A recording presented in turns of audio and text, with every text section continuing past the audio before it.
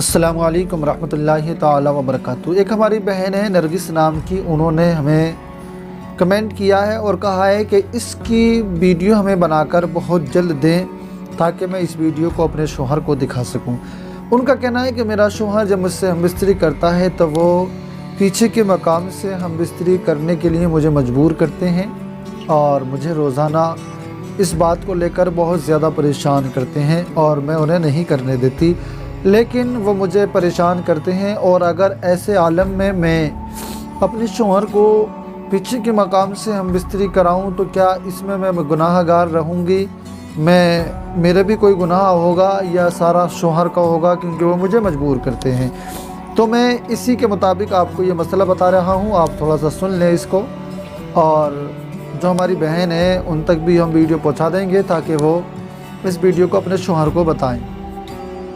دیکھیے، یہ بات تو ٹھیک ہے کہ بیوی ہمارے لیے کھیتی ہے۔ قرآن مجید کی کئی ساری آیتیں ہیں اور اس کی تفسیروں میں ذکر آیا ہے، آپ کی مرضی ہے جس طرح سے جاؤ اپنی بیویوں کے پاس پہنچو، لیکن اس کا یہ قطعی مقصد نہیں ہوتا کہ آپ ہم بستری پچھلے مقام سے کریں۔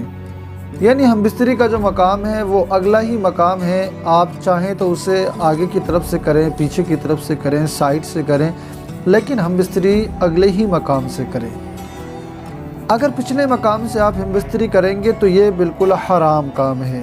جس سے آپ کا نکاح ہوا ہے اگر آپ اس کے بھی ساتھ کر رہے ہیں تو یہ حرام ہے، اور اگر دوسرے کے ساتھ کر رہے ہیں تو اور زیادہ گناہ ہے۔ یہ حرام ہے اگر آپ اپنی بیوی کے ساتھ بھی پچھلے مقام سے ہم بستری کر رہے ہیں، اور اگر آپ اپنی بیوی کو مجبور کر رہے ہیں یہ کرنے پر تو آپ ڈبل گناہ پر آمادہ ہو رہے ہیں۔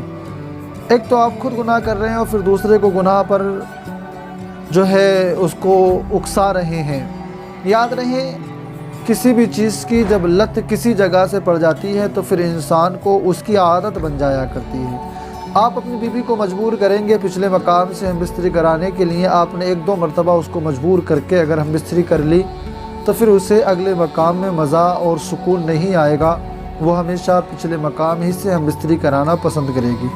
آپ نے ایک دو مرتبہ کیا، اب اس کی عادت بن جائے گی پچھلے مقام سے ہم بستری کی، اگر آپ نہیں کریں گے تو وہ آپ سے جبراً کرائے گی۔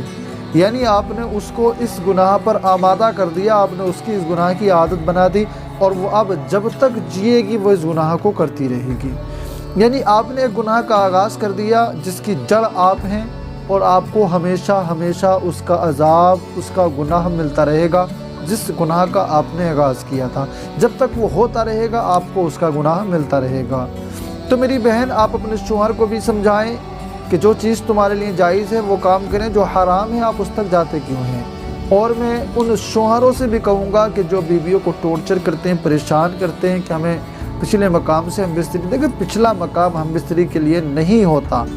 آپ کہاں انگریزوں کی فلمیں دیکھ دیکھ کر ان کے کلچر کو اپنانے کی کوشش کر رہے ہیں؟ پچھلا مقام لیٹرین وغیرہ کے لیے ہیں، وہ آپ کی ہم بستری کے لیے نہیں ہے۔ آپ اس کے بالکل قریب نہ جائیں۔ آپ کی بیوی ہے تو کیا ہوا، آپ کے ساتھ نکاح ہوا ہے تو کیا ہوا، آپ اگلے مقام سے ہم بستری کریں۔ اگر پچھلے سے کریں گے تو یہ حرام ہے، اور حرام ایک بہت بڑا گناہ ہے جس کی سزا آپ کو بہت بڑی ملنے والی ہے۔ آپ اس سے خود بھی بچیں اور دوسروں کو بھی بچائیں۔